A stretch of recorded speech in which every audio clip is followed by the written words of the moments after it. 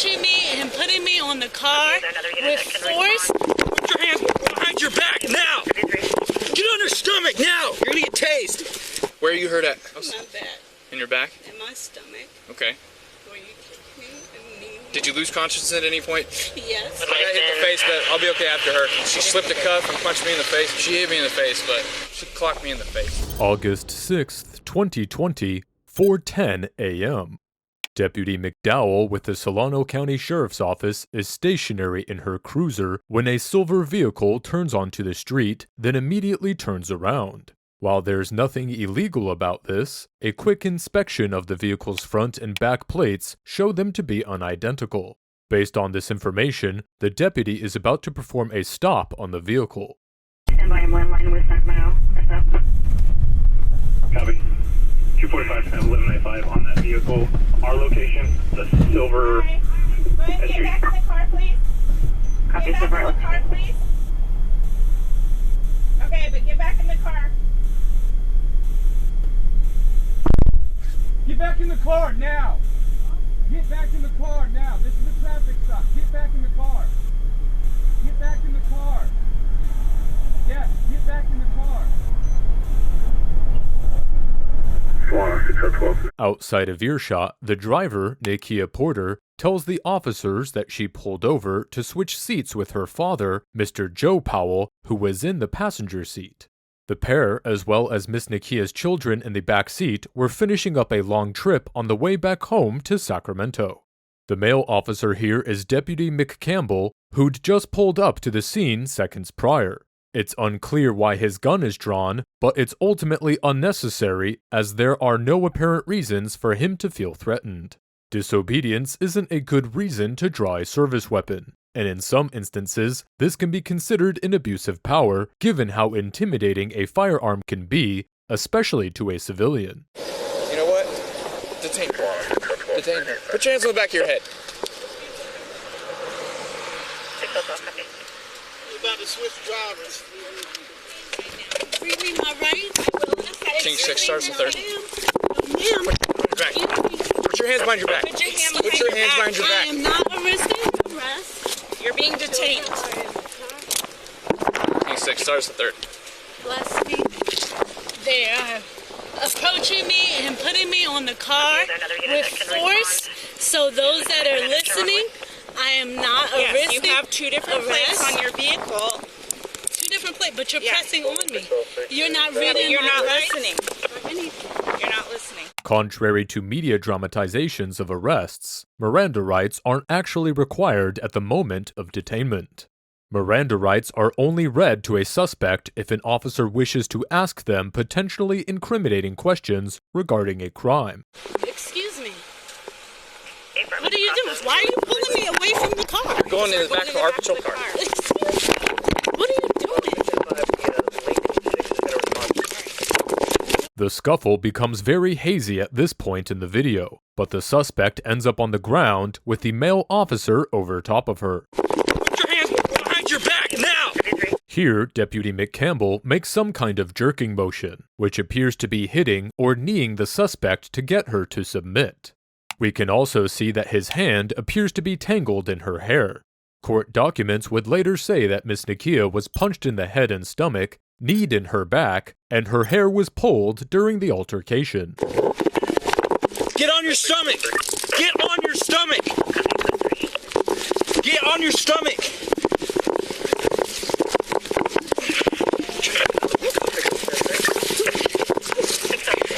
Get on your stomach now! You're gonna get tased!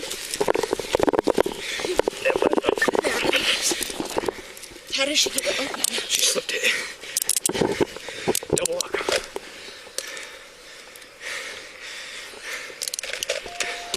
Okay. King 6, we still have a male in the front passenger seat.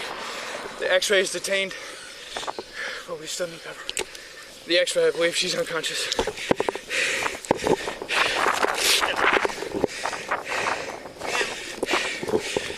She's out.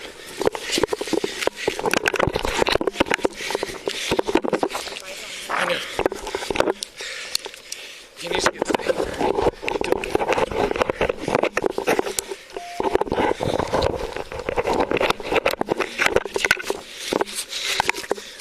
her, I got her. This is shaping up to be a pretty extreme case of excessive force. Excessive force is generally defined as the use of any physical force or contact beyond what is absolutely necessary to get a suspect in handcuffs. Beating a suspect into submission is not an acceptable method of getting them detained, and the degree of physical violence used here might have caused the suspect to pass out.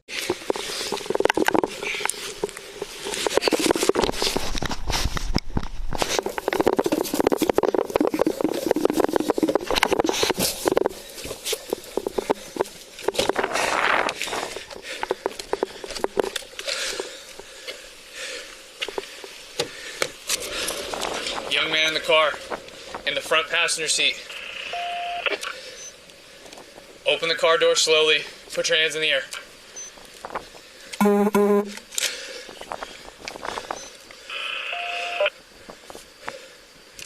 Open the car door slowly and put your hands in the air.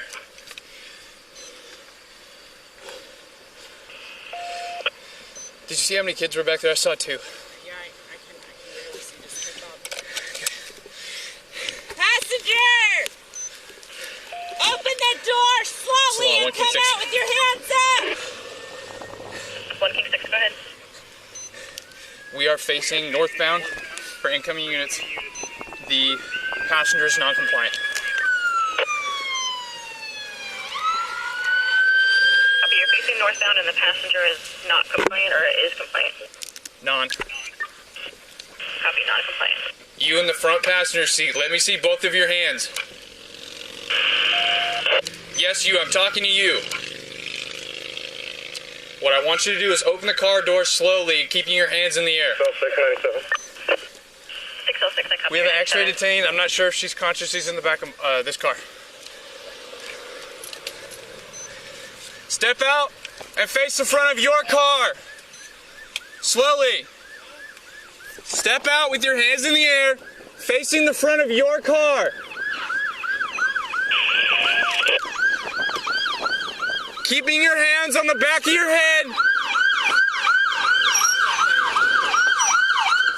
Put your hands on the back of your head. Walk backwards to the sound of my voice, please. Keep coming. 10-4. You got hands? I got hands, don't worry. Keep coming. Keep coming. Take one step to your left. I don't want you to step in those weeds. One step to your left, there you go. Take that full step. Okay, now come back. Keep coming. 5 more big steps. What did she do, officer? Stop right there. All right, so you're not under arrest, you're just being detained, okay? What did we do? Well, considering she just fought 2 deputies, that's why you're being detained. Me? Yes, you're not under arrest, okay?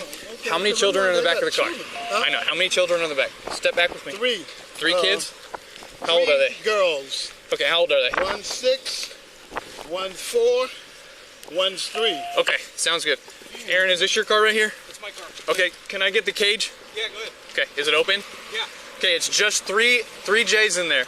All under 6, right, sir? Yeah, all under, yeah. Go and have a seat in the back of the car. You mean to Again, all you we are do is not switching drivers? you are not under arrest. You're just being detained.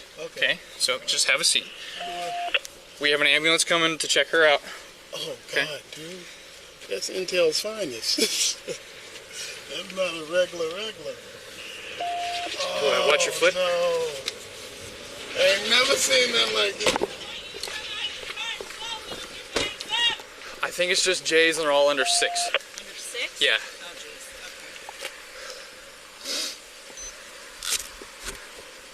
All right. Okay. It might be buckled in there. Yeah. So you want to downgrade that, and then we'll go up and clear. Yeah. Broke my clip.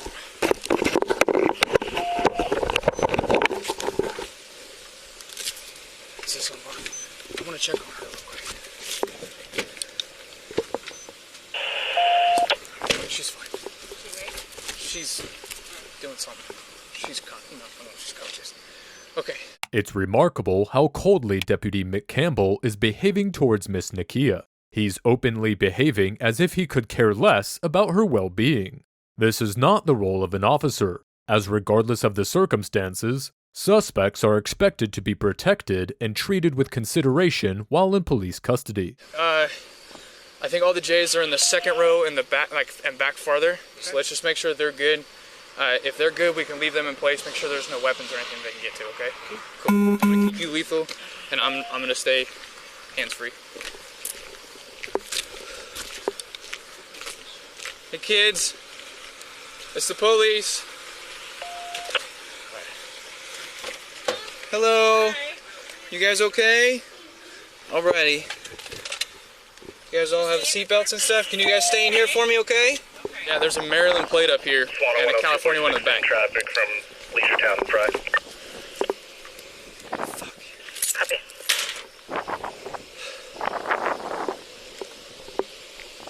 You good? Yeah. She clocked me in the face. Are you alright? No, I'm fine. Young lady, what's your name? Ma'am, what's your name? I have an ambulance coming to check you out. What's your name? My name is Nakia Victoria Porter. Okay. How old are you, ma'am? 32. 32? Okay. Where are you hurt at? My face. Your face? Anywhere else? My back. In your back? And my stomach. Okay. Where you kicked me and knee. Did you lose consciousness at any point? Yes. Okay. The officer tries to smoothly glance over the part where Miss Nakia describes being physically attacked by him, likely recognizing that the conversation is being recorded. Do you have any head pain? Your face in your back? Yes, I do. Okay. Is it Nakia? Yes. Okay. Do you have identification on you or in the vehicle? Is that your purse that's wrapped around you? Yeah. Hey gents, so we got into a scuffle with the X-ray. She's detained in the back. Okay. Her ID is right here. X-ray, and born in '87. She went unconscious during the fight. I think it was because she got struck in the face. She's complaining of facial pain, back pain, and stomach pain, all where she was struck. According to the body camera footage, the arrestee fell unconscious after she was already on the ground and handcuffed. She wasn't hit in the head or face immediately prior to passing out. This excuse seems to just be a cover for the fact that the physical assault, in addition to his immense weight seated atop the 5'2", 125-pound woman, were the more likely causes of her falling unconscious. He's also considerably vague when describing the altercation, using ambiguous phrases that avoid accountability. Phrases such as, all where she was struck, rather than, all where I struck her. And then when we went to the ground, again, she did lose. And 126, she's 26. Are you alright? With a solid I got hit in the face, but I'll be okay after her. Okay. out of Orangeville. King 6, we're code 4 right now. Did you need her ID? Yes, please. All right. Copy your code 4 at 2126.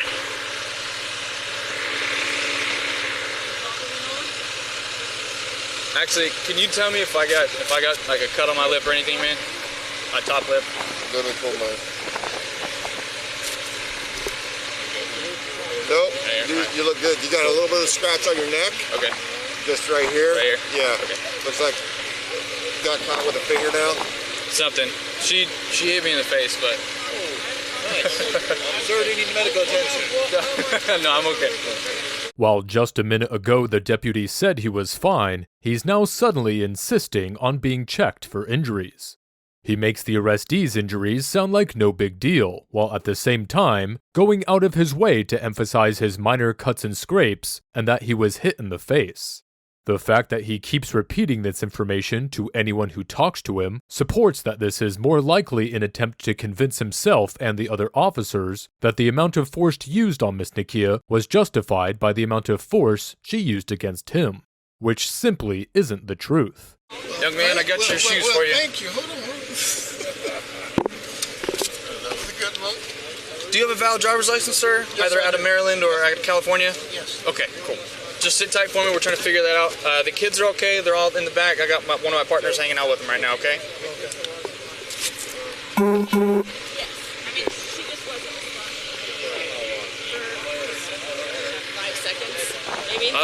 She went unresponsive. I had full mount on her.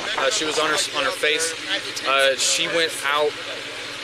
Yeah, no more than 20 seconds, no more than. Both McCampbell and McDowell are attempting to be dishonest about this part of the encounter. What we know for sure is that she was unconscious long enough for them to discover that she'd passed out, then long enough for Deputy McCampbell to catch his breath before loading her into the patrol car. By the time she was in the back of the cruiser, it had been a full minute since they realized she was knocked out, and the officers have no way of knowing how long she was passed out while inside the car. She had normal breathing the entire time. When I rolled her over, picked her up, she was able to move her, she was moving her legs as if she was like going in the car. So, seeing as the camera was covered when Miss Nakia was carried to the car, we have no way of knowing whether or not this is true.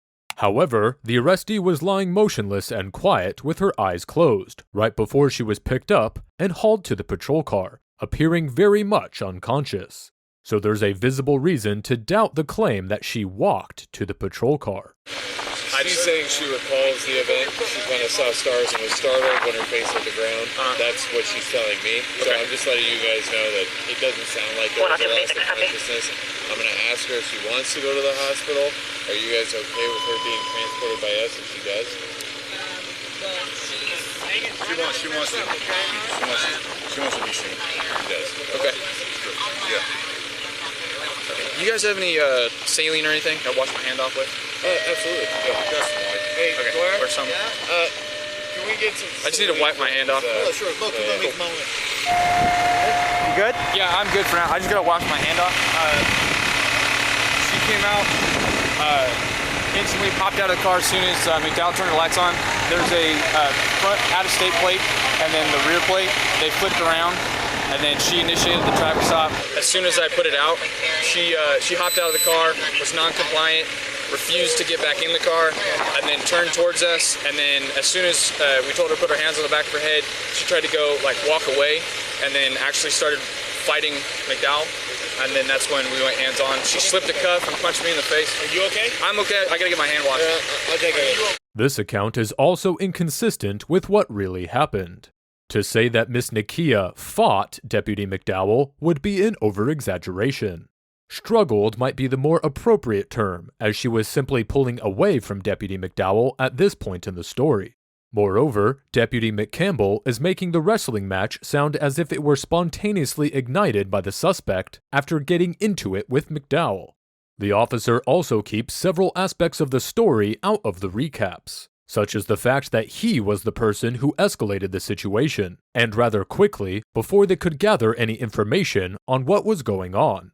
He also never mentions that the suspect did allow herself to be arrested before being pulled away from the car, or the fact that the arrestee was trying to get back into the car as ordered when they arrested her. McCampbell is taken to the paramedics' van, cleaned up, and about 20 minutes later, the officers prepare to wrap up the scene.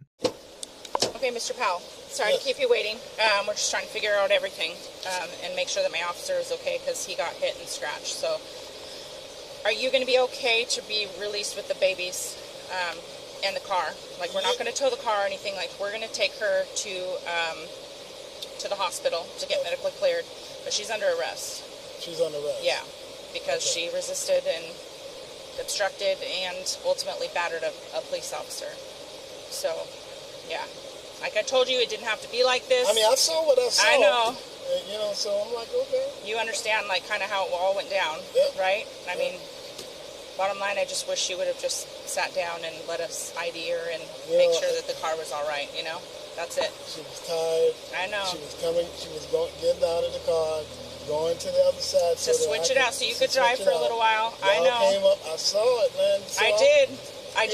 But I can't get in her mind, right? So it's like, why isn't she listening to two officers telling her to get back in? You know, it doesn't make sense to me. And then when that happens, and then when then she I believe there might be to the other side, man, y'all jumped her.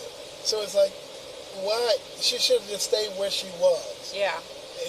And maybe that would have been better. But to even walk around to the other side, it was like you guys were like under, you know, like she could be going to do something. We didn't know. But she followed your instructions. After. She was going back to the other side. Right. She did not reach me. She stood there, and I was like, no, baby, go back to the other side.